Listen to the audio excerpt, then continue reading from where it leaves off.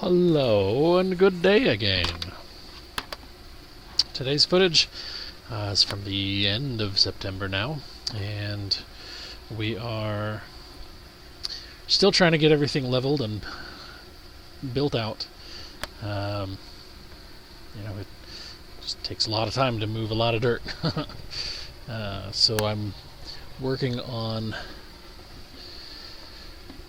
just trying to cut this down a little bit further and kind of just making a pile out of it. There's still even today still a little bit that needs to be done, just the tiniest bit. It's not drivable up there very well because of the rain. We're supposed to hopefully have a couple of dry days this weekend, and then I'll be able to get back up there and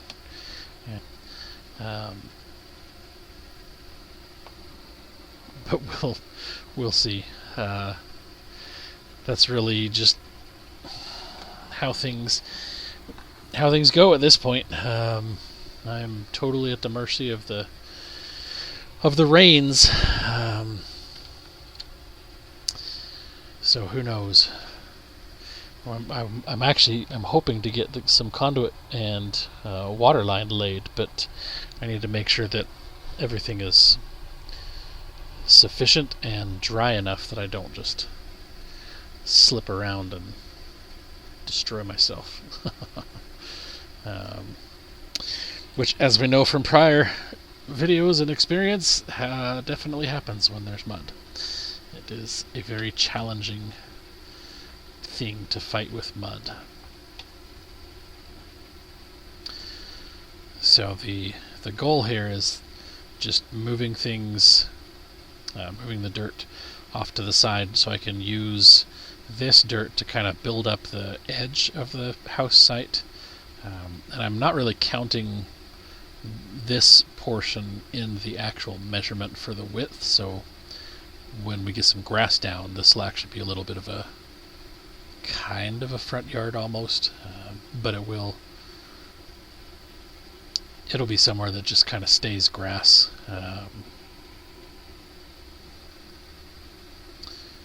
Nothing will ever get built there because it is right there at the edge, and it'll be a noticeable drop off of several feet.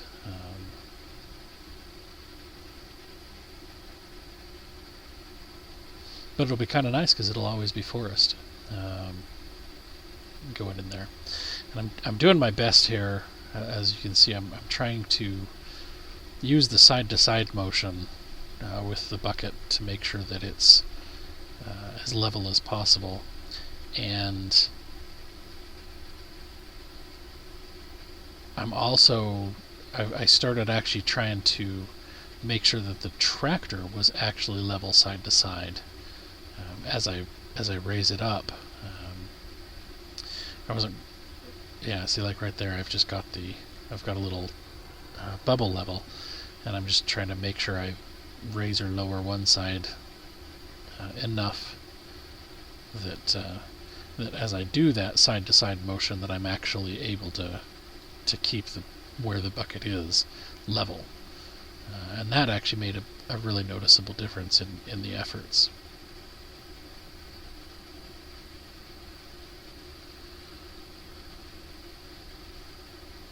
One of the things that when we someday get a bigger excavator, one of the things that we'll definitely have to get is the biggest bucket that we can for it, because obviously the bigger the excavator, the heavier it can lift and the more dirt it can hold. There's a channel, Let's Dig 18, and he's got some really big excavators, and it's been interesting to watch. He ended up getting one. It's a Volvo 330, I think, and it's got to be, man, I don't even know. It's got to be 80,000 pound excavator. I mean, the thing is huge, and one of the buckets that he got for it is like 7 feet across, I think he mentioned, and 8 feet tall, or 6 feet across and 8 feet tall.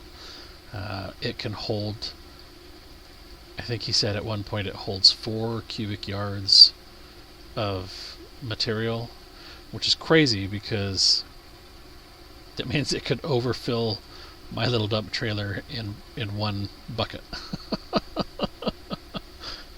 That's just insane to think about. I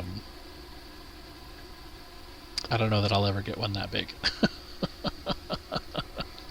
Even if I get a successful business, I don't know that I'll ever get one that big. That's a really big toy. But if you're, I guess if that becomes the business and that's all I'm doing is digging ponds and things for people, then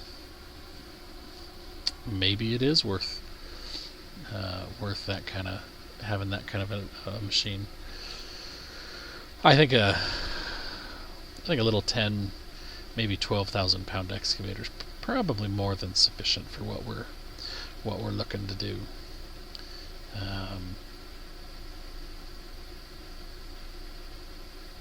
So again, now that I've got that laser level set up, it's pretty important to get off the tractor as much as I can, and you can see that it takes quite a bit of time trying to do leveling, and then I have to get out and kind of guess again and work a little bit more. And that's one of the things that Emily's been able to come out sometimes and help do, is to make an immense difference in the amount of time it takes to do the leveling side of things, because then I can do a scoop, and as I'm dumping that scoop somewhere off to the side, she can go over and check to see if I need to go deeper or if that's deep enough. And when I did the delivery ramp for the trailers, that actually was a really good example, because I would get out and check every time I would adjust the tractor. I would get out and then see how far I needed to go, so I knew roughly how deep, and then dig, and then push everything off to the side, and then I'd have to go get off and check again. And it took me probably an hour to get one spot, like maybe 25 feet long, to the point where it was sufficiently level that I could then drive on that and use that as my tractor, the plane that the tractor was then going to work from.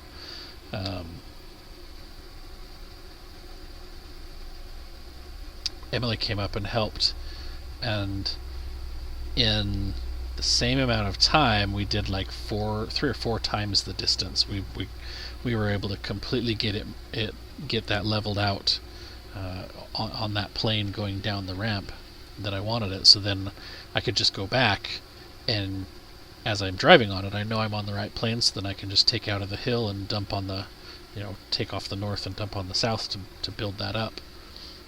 And it made it so that at that point it only took like an hour and a half to actually drive all the way back up the ramp and work my way down.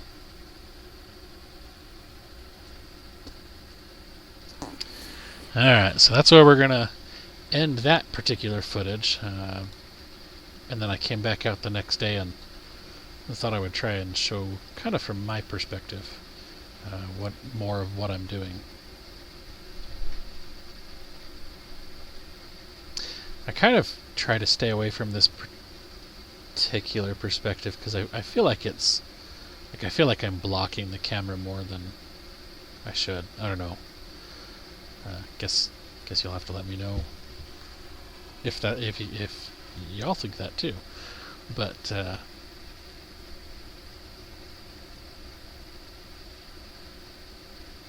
yeah, each little bucket is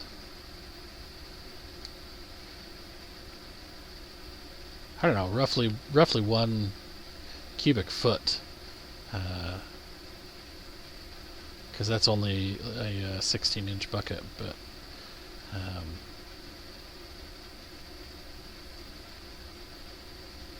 it doesn't do too much. So now I've got things kind of where I needed them, and so it's time to just wander around and check and see how far off I am, so I know where to dig a little bit further.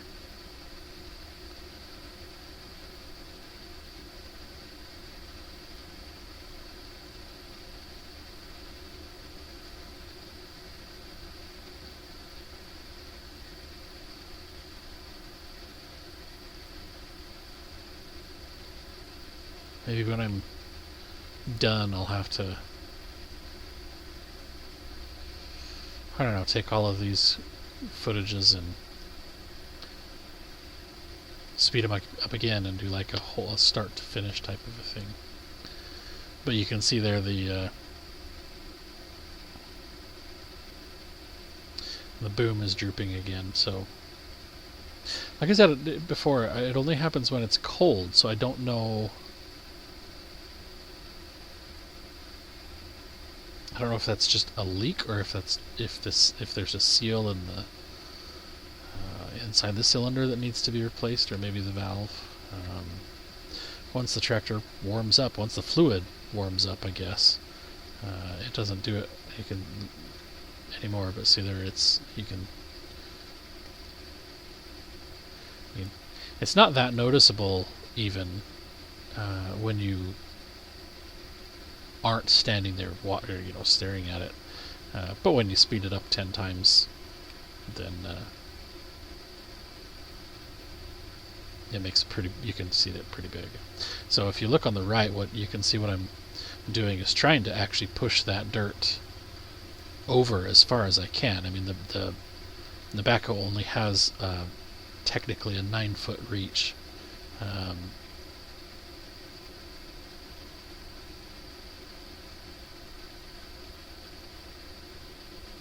But I was trying to, instead of just piling it up, I would try and push the dirt as much as I could. And I figured now I have a big enough pad here that I've started leveling, that I can hopefully start to cut into this area where it was a little bit shallower, and I only needed, to dig like 3 and 4 inches in some places, and there was even part of this area that was actually level where I wanted it. So I'm just trying to use the bucket on the tractor. The reason I can't start with the bucket is because unlike when you've got a skid steer, it stays, or an excavator, it actually stays pretty much flat wherever you're at. So you don't get as much bouncing as you do with the tractor, but since the tractor's on wheels, you've only got 4 very small points of contact with lots of pressure on them. Makes it so that if you accidentally dig down just a little bit too far with the bucket, that becomes a really drastic difference. You can see there on the left, there's my little supervisor coming in to check on me. And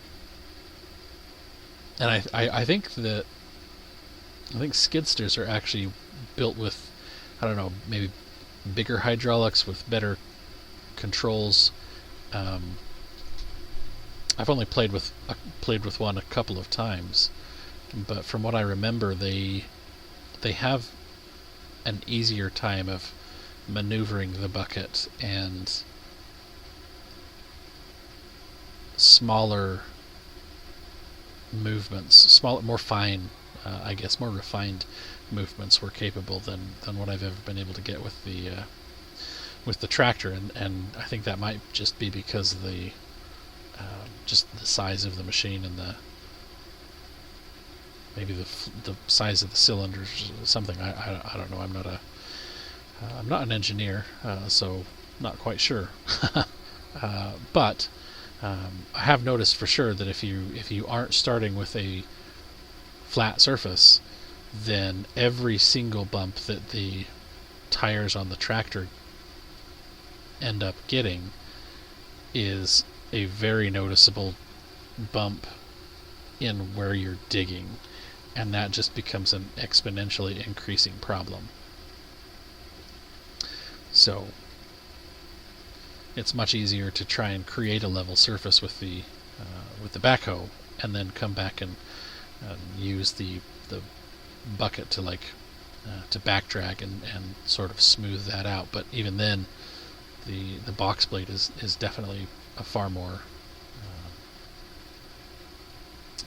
efficient and effective tool than even back dragging. So,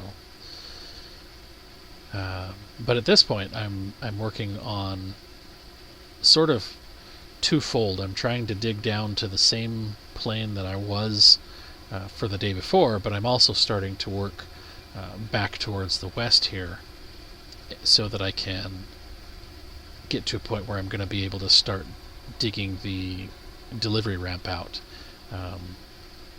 So you can see on the left here, there's the existing driveway that I cut in last year, and from where I'm sitting now needs to gently go down towards that driveway at a rate that won't create a problem for a 58 foot long trailer.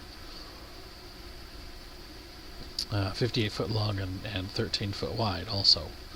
So it's definitely a big ramp that we need there.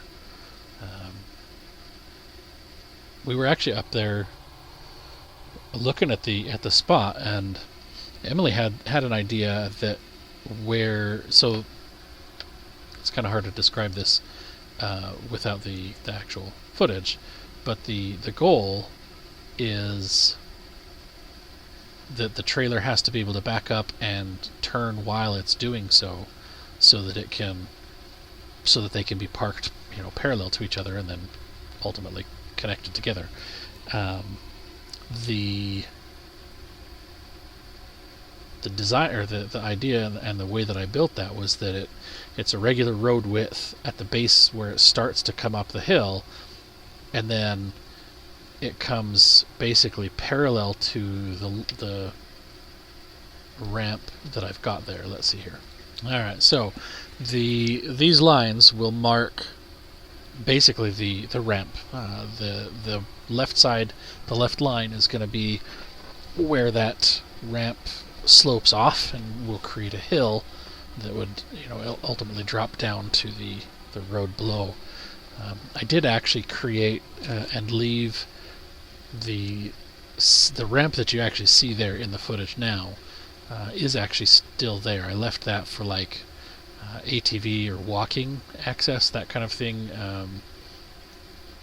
Trucks can technically still drive up that in the future, but then the right side is the edge where I ended up cutting into the hill.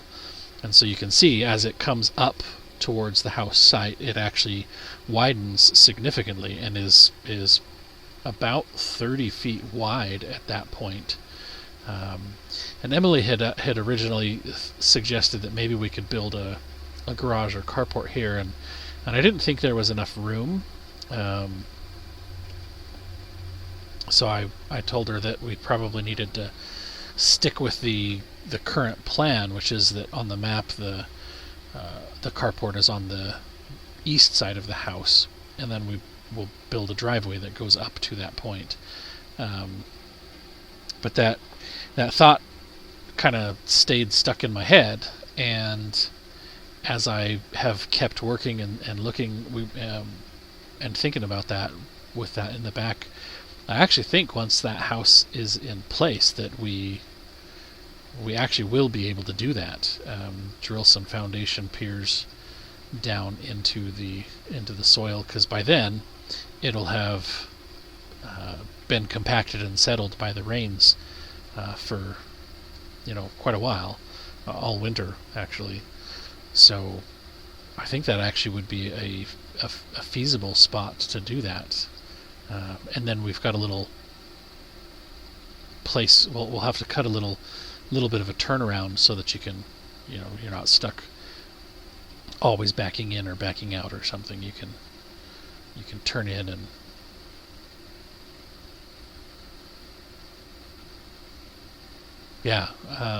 so I think that's ultimately the way things are going to go, but we're not there yet, obviously. So we'll see how things go and what ends up happening, but that's most likely where that'll go, where that'll end up. So at this point, it's just continuing on and working on removing the trees that I need to remove here, which is definitely the challenge when you're trying to build in the forest. This particular one was not the biggest that I've pushed over, but it seems like it had the biggest root base, which is kind of odd. So I kind of wonder if maybe there was some sort of symbiotic relationship between the ash that I just took out and the alder that I was trying to take out. I don't know. It was just kind of weird, but that ash, or excuse me, the alder definitely made a big difference. And I apologize. I seem to have forgotten to turn the camera around, obviously. So.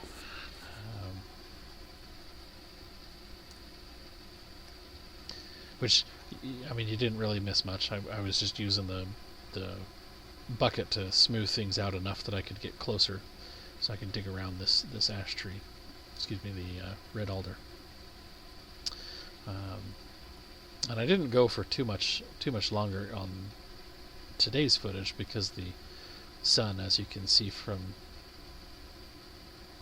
the sunset, was definitely on its way down, and I struggled a little bit. I did end up with this tree being pushed over for the day, and I felt like I kind of had to because I had started digging it out and I didn't want to just leave it there. So I worked a little bit later than I should have, and it was a little bit of a frustration to Emily because she actually had dinner ready.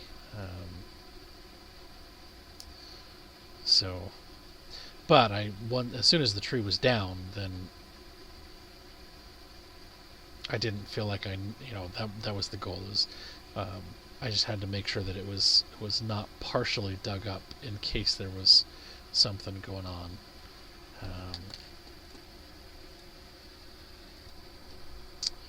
Alright, so now that the tree is out of the way, we're on to the third day for this particular footage. And it's basically just more of the same. Just trying to dig the tree out, trying to move things along. I really have to fight the sun. We've been here. This is our 5th summer now, and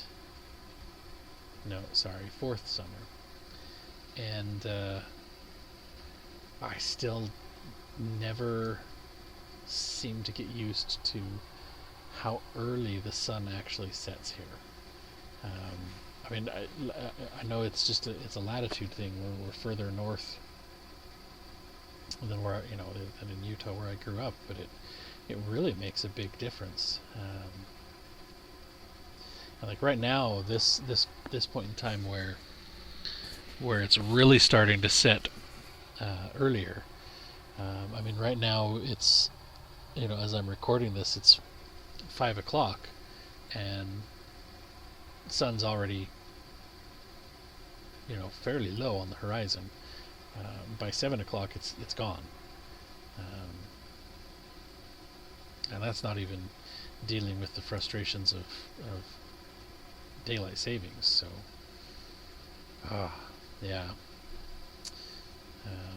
But anyway, I gave up on that particular spot because Emily was able to come up and spend some time, and so we're going over what I need to do and how we're working on it so that we can try and speed this process up and get stuff done, because we both know we're racing, the coming rains at this point. So like I said before, this is pretty nice, because as I dig a spot, Emily can check that real quick and then let me know if I need to go deeper or if I went too deep.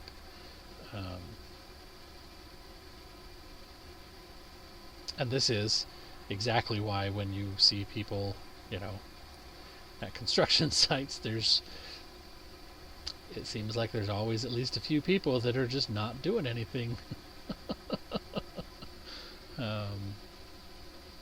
They might actually be doing something, and that stand here and hold this might be that something that needs to be done.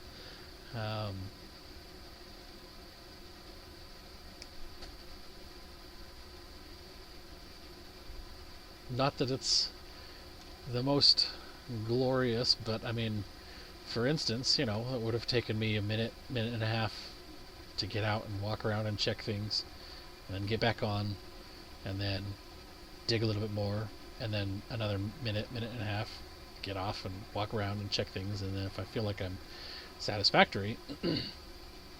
But having Emily out here probably close to doubles the amount of work that I can do, because I rarely have to actually stop. And you can see there I only paused for just a few seconds to kind of get a confirmation as I was getting ready to move back into the next position.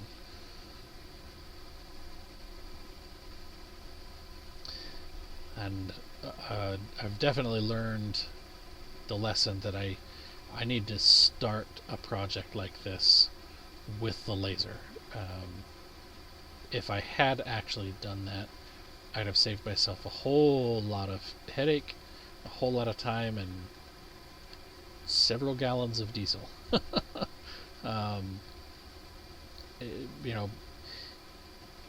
Like I said, I as I was working, I mean, you can see, for instance, on the right, there's the section that I haven't dug out yet. So that's all raised up, and you can see it looks flat for the most part. It looks like it's level for the most part. But like as I would look at it from one end, it always looked like it was going uphill, and from the other end it looked like it was either going downhill or flat, because the perspective looking into or off of the hill or whatever, it actually made it really difficult to try and gauge where I needed to be and how deep. When I haven't been on the hill and I've been digging something, I've actually gotten pretty good at just kind of being able to eyeball. I'll use the laser a few times here and there and double check things for measurements just to make sure I'm on track, and that's what I was trying to do here. It was like get things mostly done and then check it, and that turned out to just not be a good way to go about it. So I definitely have to start something like this the next time with the laser and actually say, okay, here I need to dig this out, 8 inches down and dump that over here, and then I need to dig this section 12 inches down, and once I have an actual space that I know is flat, like where I'm driving right now, then I can use that as a visual reference and cue, and that makes things pretty easy to be able to tell. But every time I start a new section or new layer, it becomes difficult again, because I end up dumping things around and creating hills and whatever. So what we're doing right now is we're pausing to double check the measurements and figure out exactly where, like how far I need to be. So I know now that I need to go 50 feet instead of 40 feet for the width, and so we're trying to just get a feel for, if I need to move this back to the east a little bit further or move it to the west a little bit further,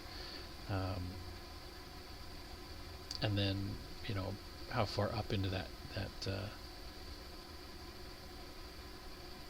hill I ended up needing to go. And there was actually conveniently and luckily there was actually a fairly good sized rock, like at least 150-pound rock over there where I needed to be, and you can see those two branches right next to where I was just standing there on the left. They were like less than a foot away from, like where the two branches cross, was less than a foot away from where I needed to be, so I was just like, alright, that's a good enough landmark for me to go to.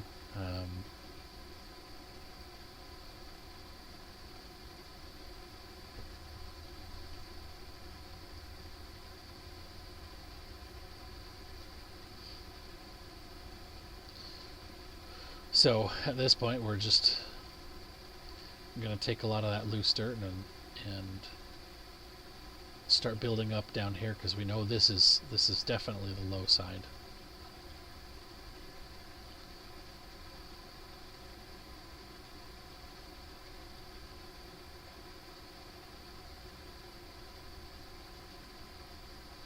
And then I'm trying to use the tractor's weight to just compact that down as we go also, so I keep driving up onto it.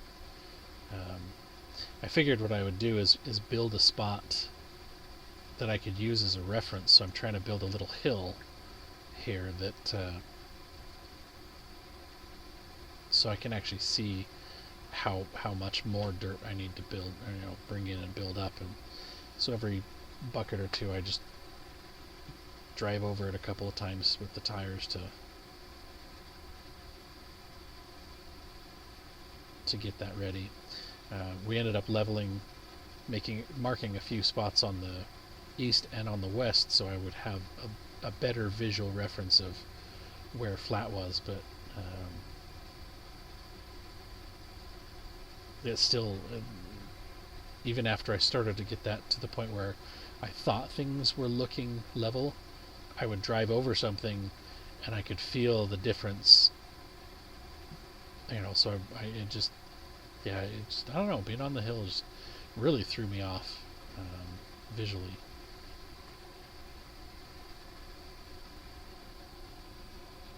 And as you can see, that sun is sitting super low.